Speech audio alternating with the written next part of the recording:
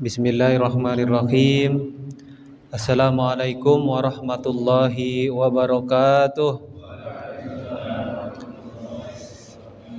Alhamdulillahi rabbil alamin. Alhamdulillahilladzi qala tabarakalladzi biyadihil mulku wa huwa ala kulli syai'in qadir. Alladzi khalaqal mauta wal hayata liyabluwakum ayyukum ahsanu amala. Allahumma salli wa sallim wa barik ala sayyidina wa habibina wa syafi'ina wa maulana Muhammadin sallallahu alaihi wasallam wa ala alihi wa ashabihi wa man tabi'ahu ila yaumiddin. Amma ba'du. Subhanaka la ilma lana illa ma 'allamtana innaka antal alimul hakim. Rabbishrah li sadri wa yassir li amri wahlul 'uqdatam min lisani yafqahu qawli. Alhamdulillahilladzi ahyana ba'dama amatana wa ilaihin nusyur. Allahumma inna nas'aluka ilman nafi'a wa rizqan tayyiba wa amalan mutaqabbala. Subhanallahi wa bihamdihi adada khalqihi wa ridha nafsihi wa zinata arshihi wa midada kalimati. Subhanallahi wa bihamdihi adada khalqihi wa ridha nafsihi wa zinata arshihi wa midada kalimati. Subhanallahi wa bihamdihi adada khalqihi wa ridha nafsihi wa zinata arshihi wa midada kalimati. Yang sama-sama kita hormati Bapak Ketua DKM Masjid Ar-Rahman, Pak Ustadz Sutarno SPD, dan bapak-bapak yang hadir di kesempatan hari ini yang tidak saya sebutkan satu persatu. Namun percayalah, nama-nama bapak semua sedang disebutkan oleh Allah Subhanahu wa taala di depan para malaikatnya. Fulan bin Fulan sedang mengingatku saat ini, di mana orang lain yang kebanyakannya sedang lalai kepadaku. Bapak-bapak yang dirahmati oleh Allah Subhanahu wa taala, faktanya mengingat mati itu banyak dihindari oleh kebanyakan orang. Kebanyakan orang itu tidak mau mengingat mati. Karena apa? Karena mereka terlalu cinta dunia. Karena mereka terlalu cinta dunia. Kalau bisa jangan mati. Kalaupun mati nanti aja, kalau udah tua. Kalau udah punya investasi, kalau anak sudah sukses semua, kalau sudah tenang urusan dunia,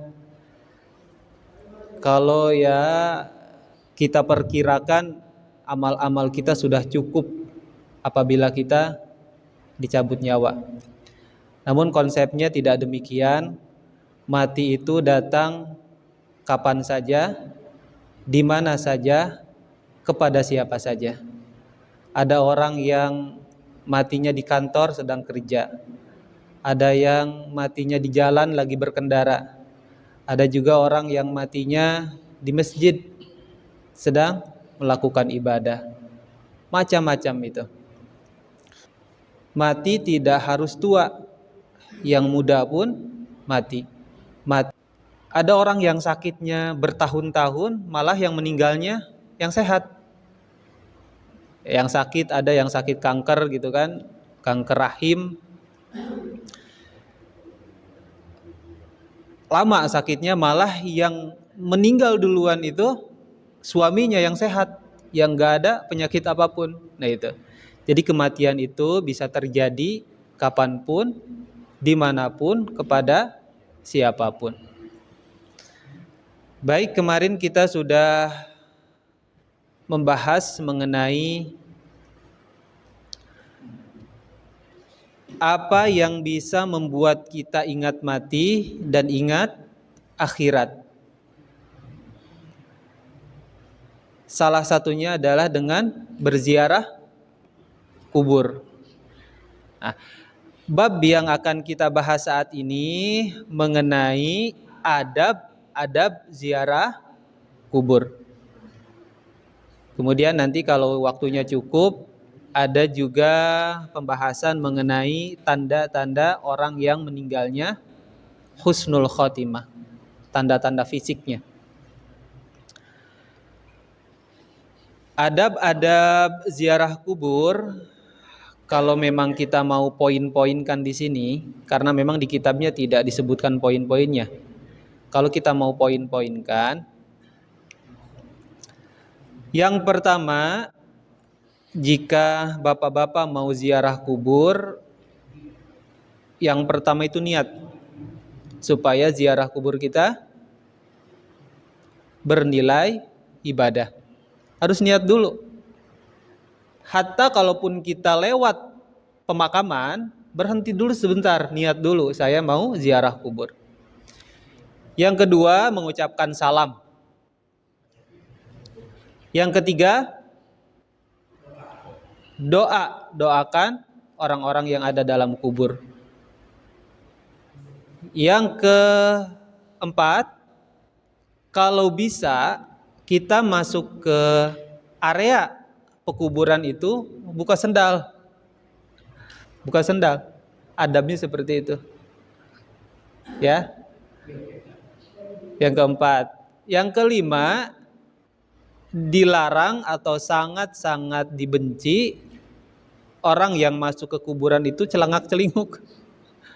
Masuk ke dalam kuburan celengak-celinguk gitu. Oh, ada si Anu di sini udah meninggal. Itu tidak sopan sebetulnya ya. Celengak-celinguk terus mundar-mandir ke sana ke sini. Ya. Prakteknya kayak gitu ya. Orang yang celengak-celinguk, mundar-mandir di pemakaman itu seperti binatang. Ya. Kadang-kadang binatang pun gak ada yang seperti itu. Ya. Dan binatang kalaupun misalkan sudah ke kuburan balik lagi mereka. Ya, jarang kita melihat ada binatang kayak ayam, kucing gitu ada di kuburan. Jarang lihat kan? Ya paling burung gitu ya. Itu ayam atau kucing jarang ada di kuburan. Kalaupun mereka lewat, takut mereka balik lagi. Nah, kita sebagai manusia yang tidak tahu apa-apa yang terjadi di alam sana, kurang adab biasanya. Ya, karena kuburan itu sering kita lewatin, jadi ya gak ada adabnya gitu. Melewati kuburan mestinya kita seperti halnya melewati orang-orang yang sedang berkumpul di suatu majelis. Kayak gini kan, kalau ada perkumpulan kayak gini, ada orang lewat kan biasanya sopan santun kan ya. Nah, begitupun di kuburan seperti itu mestinya. Ya.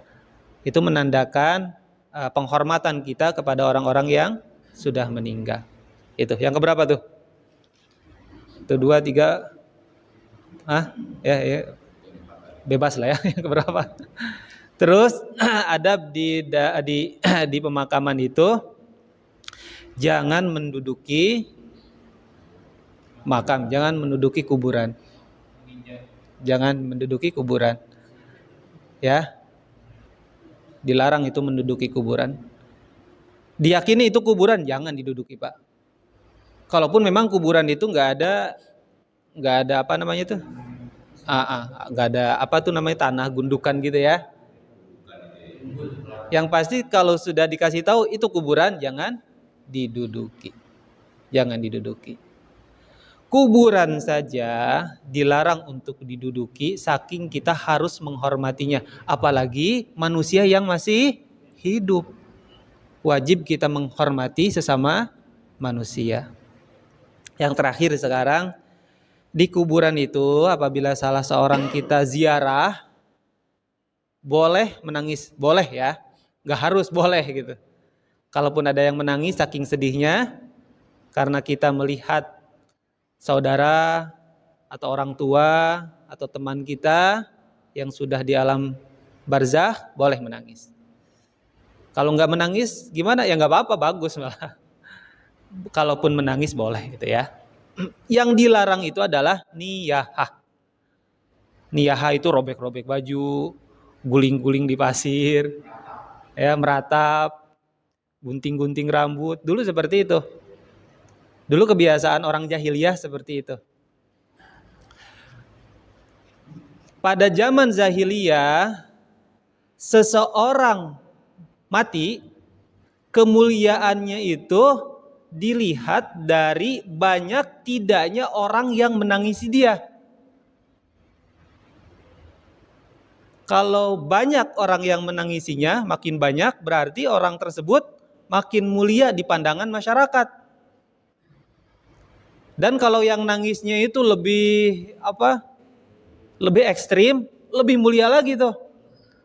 Sampai ada orang yang robek-robek baju, cukur-cukur rambut, guling-guling di pasir, meratap.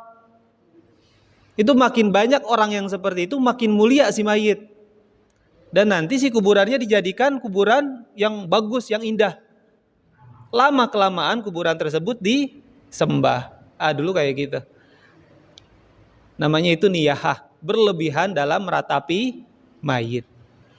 Nabi SAW berlepas diri dari orang-orang yang seperti itu. Nabi berlepas diri dari orang yang mencukur rambut ketika ada orang yang meninggal. Nabi berlepas diri dari meratap yang berlebihan. Dan Nabi SAW berlepas diri dari seseorang yang guling-guling di pasir. Yaitu, ya, budayanya seperti itu. Baik. Itu ya, 7 hal itu harus kita perhatikan ketika kita ziarah kubur. Dan apa yang harus kita ucapkan ketika salam? Lewat atau masuk ke kuburan, kita disunahkan salam kepada ahli kubur. Apa bacaannya? Assalamu ala ahli diyar. Boleh assalamu ala ahlil kubur minal mu'minin wal muslimin wa yarhamullahu mustaqdimina minna wal mutaakhirin wa inna insyaallahu ta'ala bikum lahikun. As'alullaha ta'ala lana walakumul afiyah. Terus kalau Bapak lewat kubur atau masuk ke kubur, gimana salamnya? Assalamualaikum.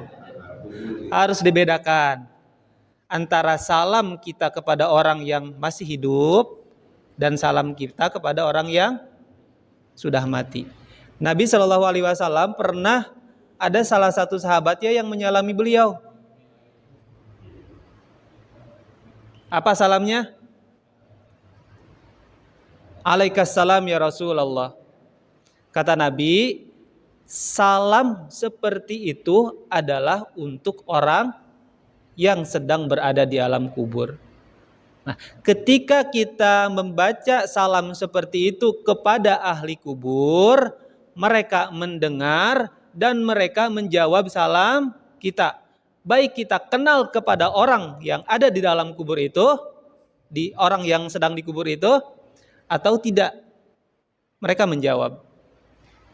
Cuma masalahnya tidak kita dengar jawabannya. Mau matinya husnul khotimah? Mau ya? Seseorang akan mati husnul khotimah baik di penghujungnya ada 2 syarat. Syarat yang pertama adalah dia sering mengingat mati dan berbarengan dengan itu dia selalu memperbaiki diri. Itu ya. Orang yang mau matinya husnul khotimah, dia harus banyak mengingat mati dan memperbaiki diri. Perbaiki sholat kita, perbaiki ucapan kita, perbaiki akhlak kita, perbaiki cara mendidik kita kepada anak istri, perbaiki akhlak kita kepada tetangga. Orang yang ingat mati pasti ada perbaikan diri.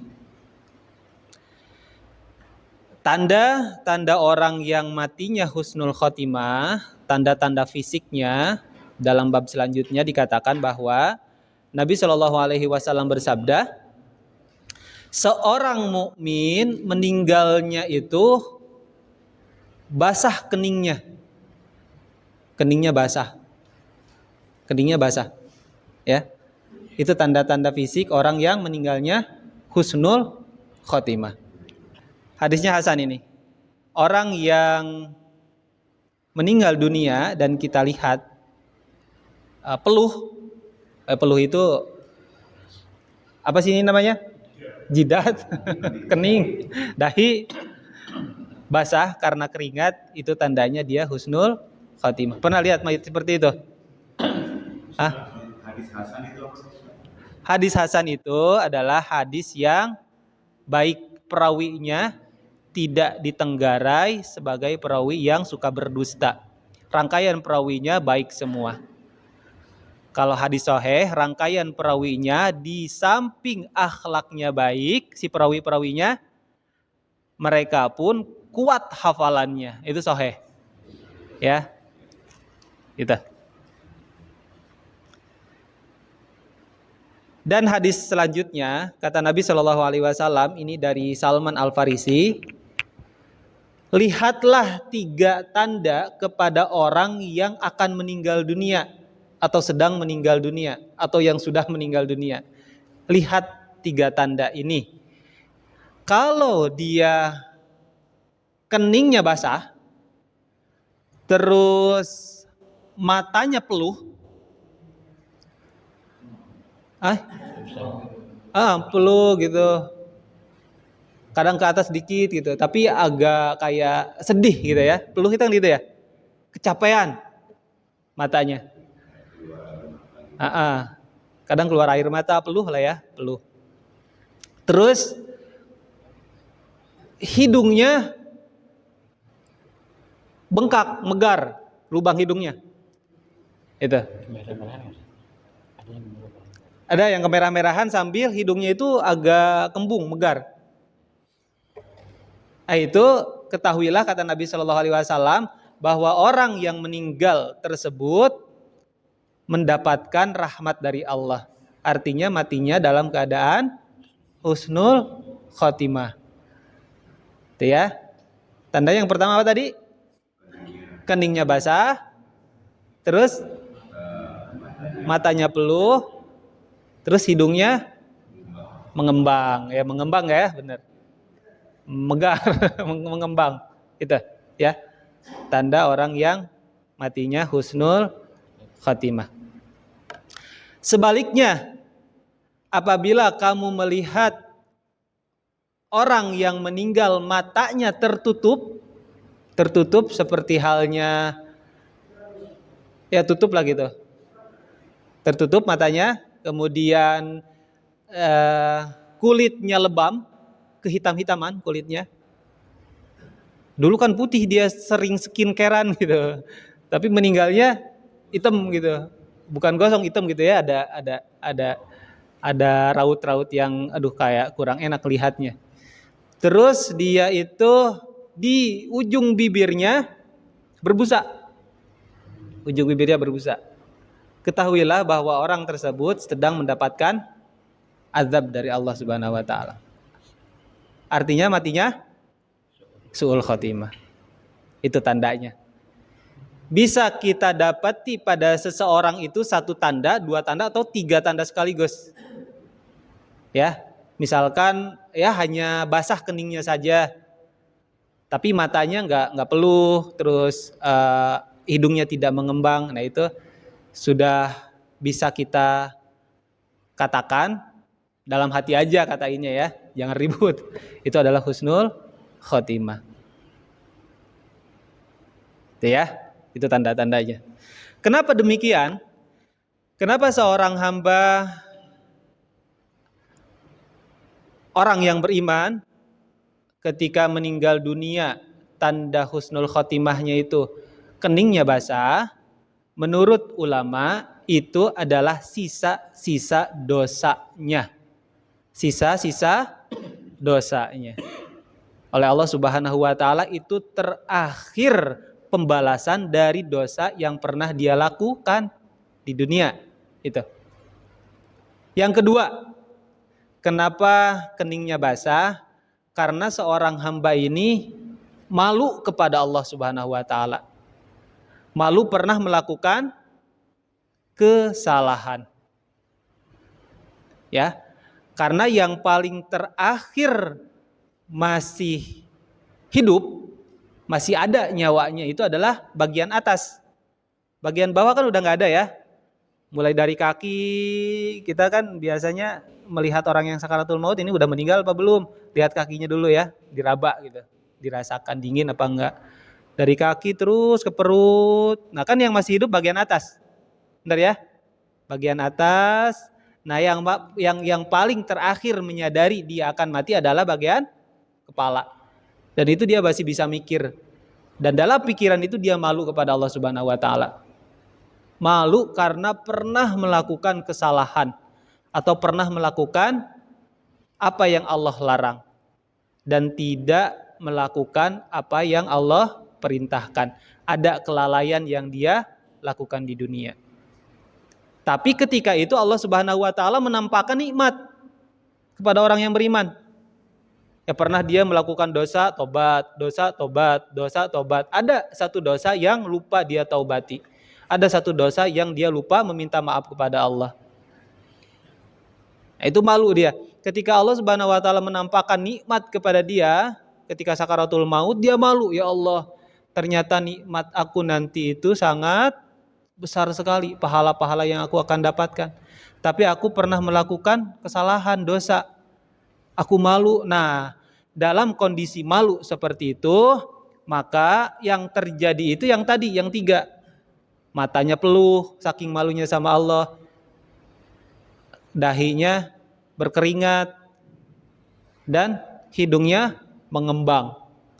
Mengembang itu, Mbak, kalau kita dapat sesuatu yang, ya waktu anak kecil lah, kalau kita dapat sesuatu yang membahagiakan, itu kan tutup hidungnya, tutup tuh katanya. Takutnya kabur gitu ya. Anak kecil yang kayak gitu ya. Kalau mendapatkan suatu kesenangan kan hidungnya mengembang. Nah, begitupun kita ketika meninggal dunia. Kita akan mendapatkan kenikmatan dari Allah Subhanahu wa taala, saking senangnya si hidung kita itu mengembang. Ya, jangan dikira kok hidungnya jadi gitu kan meninggal. Itu adalah tanda dia mendapatkan rahmat dari Allah Subhanahu wa taala. Ya. Kadang-kadang kita lihat orang yang meninggal, ya dulu sih hidungnya enggak terlalu mancung-mancung banget, kok sekarang jadi mancung gitu. Ya. Nah, itu proses dari kejadian seperti itu. Ya, tandanya orang yang matinya husnul khotimah. Nah, sebaliknya tadi, orang-orang yang matinya su'ul khotimah, jelek di akhirnya, yaitu tadi matanya tertutup, kayak yang kalem gitu ya, meninggalnya bagus banget gitu matanya.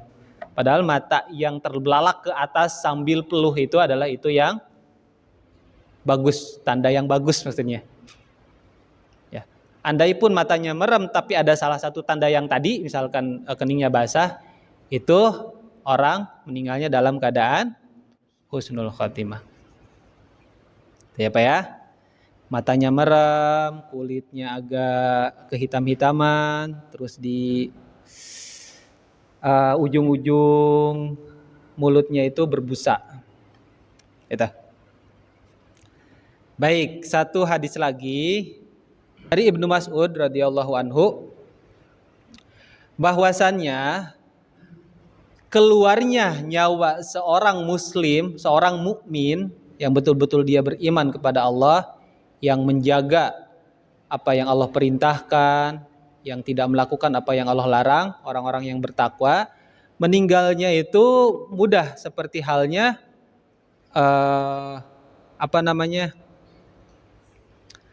loncat. Jadi kayak yang ya nyawanya loncat gitu, plup aja gitu meninggalnya gitu, saking mudahnya. Ya, orang yang beriman seperti itu. Ini hadisnya gitu. Jadi pencabutan nyawanya kayak yang dilompatin gitu. Nah, adapun orang yang kafir yang tidak beriman kepada Allah Subhanahu wa taala, pencabutan nyawanya itu sangat keras. seperti halnya keledai yang sedang sakaratul maut. Pernah lihat keledai? Nggak pernah tentunya ya. Keledai atau kuda yang lagi sakaratul maut, dia kan berat sekali kelihatannya. Kadang mengeluarkan suara, ringkihan gitu. Nah, itu binatang yang gak punya dosa gitu kan, matinya seperti itu. Nah, orang kafir pun seperti itu, meninggalnya itu keras, dicabut nyawanya oleh malakul maut.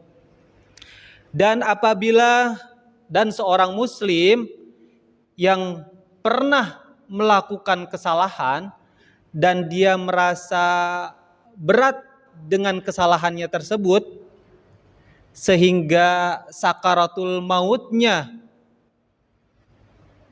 terasa berat baginya, ketahuilah itu adalah pembersihan dari Allah Subhanahu wa ta'ala dari dosa yang pernah dia lakukan. Orang mukmin yang sakaratul mautnya sangat berat, itu pembalasan terakhir Allah Subhanahu wa ta'ala atas dosa yang dia lakukan, supaya kalaupun nanti dia di akhirat dosanya agak enteng gitulah ya. Itu pembersihan terakhir Allah kepada seorang hamba yang beriman, yang mana sakaratul mautnya payah, berat, sukar. Nah, itu pembersihan terakhir atas dosa-dosa yang pernah dia lakukan. Adapun orang yang kafir, dia pernah melakukan kebaikan di dunia. Ini orang gak beriman sama Allah tapi baik, banyak ngasih makan, ucapannya baik, sama tetangga baik, baiklah pokoknya. Sampai-sampai ada orang yang bilang lebih baik orang kafir yang akhlaknya baik daripada orang yang beriman akhlaknya buruk. Ada orang yang ngomong kayak gitu. Ya, itu orang yang ngomong ya, jangan diturutin. Ada orang kafir yang seperti itu, dalam kehidupannya baik dia. Ketahuilah nanti ketika dia mati dan sakaratul maut itu dimudahkan oleh Allah Subhanahu wa ta'ala. Mudah sakaratul mautnya, enggak susah. Kayak yang enteng, gampang gitu, kayak tenang. Nah, ketahuilah kondisi seperti itu balasan terakhir dari Allah atas kebaikannya yang pernah dia lakukan di dunia. Itu balasan terakhir dia udah. Karena orang kafir kan dibalas langsung oleh Allah. Dia berbuat baik ini langsung dibalas sama Allah di dunia. Ya. Dan kalaupun dia kehidupannya baik, pembalasan terakhir dari Allah adalah dibuat sakaratul mautnya mudah. Makanya banyak orang-orang yang tidak beriman meninggalnya itu memejamkan mata, kayak yang tenang, gitu ya. Nah, itu balasan terakhir dari Allah atas kebaikannya. Gitu ya. Nah, jangan kebolak-balik kita. Pernah kan ke rumah duka? Rumah duka ya, rumah duka orang-orang yang ini. Saya banyak teman yang non muslim ke rumah duka gitu melihat, cakep banget meninggalnya itu. Itu kalau orang-orang yang non muslim, mohon maaf, meninggalnya itu bagus-bagus, mukanya bagus. Karena saya saksikan dia dalam kehidupannya baik, kata-katanya baik, jujur gitu. Itu pembalasan terakhir dari Allah Subhanahu wa ta'ala atas kebaikannya. Gitu ya. Dan kalau orang yang Islam, tapi Islamnya Islam KTP, yang sholatnya cuma Jumat doang, mingguan, masih untung lah ya sholat Jumat. Itu pun sholatnya nanti terakhir pas khotibnya udah turun dari mimbar. Ya, yang orang Islam tapi ya masih untung lah Islam ya. Atau orang yang tidak beriman, dia dalam keadaan akhlak yang kurang baik, maka ketika sakaratul maut, hal yang paling kecil dia rasakan ketika sakaratul maut itu adalah seperti halnya ada duri, ada sebuah batang itu penuh duri, durinya panjang-panjang. Panjang-panjang. Nah, si duri tersebut dimasukkan ke dalam mulutnya. Duri ya, batang panjang, ada durinya, dimasukkan ke dalam mulutnya. Masuk terus ke tenggorokannya, tenggorokan apa kerongkongan? Ya, itulah ya. Masuk sampai ke lambungnya, ke perutnya, sampai ke anusnya. Sampai di anusnya, itu dicabut. Dicabut lagi. Dicabut lagi. Kayak model kail ikan, kan kail ikan itu ketika masuk ke mulut si ikan gampang kan, ngeluarinya kan susah ya. Ya, ada kayak sandegan gitu. Nah, begitupun duri yang dimasukkan kepada orang yang dolim ketika hidupnya, baik dia Islam ataupun tidak Islam. Nah, sakaratul maut yang paling ringan dia rasakan seperti halnya duri itu yang dimasukkan ke dalam dirinya, dari mulai tenggorokan sampai ke lambung sampai ke anus. Nah, dari anus baru ditarik. Ditarik tuh. Itu kan semua yang ada di dalam kan pasti ke bawah. Nah, rasanya seperti itu. Minimal itu. Rasa yang dirasakan oleh orang dolim ketika sakaratul maut. Rasa yang paling kecil ketika sakaratul maut. Naudzubillahi min dzalik. Kayak gitu ya. Itu. Makanya kita ya udahlah baik-baik aja lah. Emang susah jadi orang baik? Kan gampang. Ya. Tinggal ngomong baik, tinggal kalau adzan ke masjid sholat meskipun telat sedikit, kan gitu ya. Ya tinggal ngaji Quran, apa susahnya sih? Kalau nggak bisa ngaji Quran, ya baca terjemahnya. Betapa banyak orang yang hanya baca terjemahannya Al-Quran, mereka lebih soleh daripada kita. Benar apa benar? Ya, ada namanya Megan Rice. Tahu Megan Rice? Jadi beliau ini seorang wanita yang menginisiasi gerakan pemuda Amerika baca Al-Quran. Emang bisa mereka baca Al-Quran? Enggak, terjemahannya doang. Tapi mereka saat ini lebih soleh daripada kita kayaknya. Lebih kuat keimanannya daripada kita. Karena mereka paham apa yang mereka baca. Begitupun kita. Kita kadang-kadang mohon maaf terdoktrin dengan yang penting baca, dapat pahala. Ya benar, bagus. Baca dapat pahala, tapi bersamaan dengan itu pahami apa yang kita baca. Iqra baca itu kan untuk dipahami, ya. Mau baca koran tapi nggak paham isinya. Lagi apa Pak? Baca koran gitu. Apa isinya nggak tahu. Baca aja saya emang gitu. Nah kayak gitu. Quran yang kita baca pun tolonglah pahami. Minimal tadabburi ayat Al-Quran 1 ayat 1 hari. Minimal Pak. Kalau mau iman kita meningkat. Ya, kita kalah sama orang-orang yang baru Islam kemarin. Keteguhan iman kita. Gitu ya.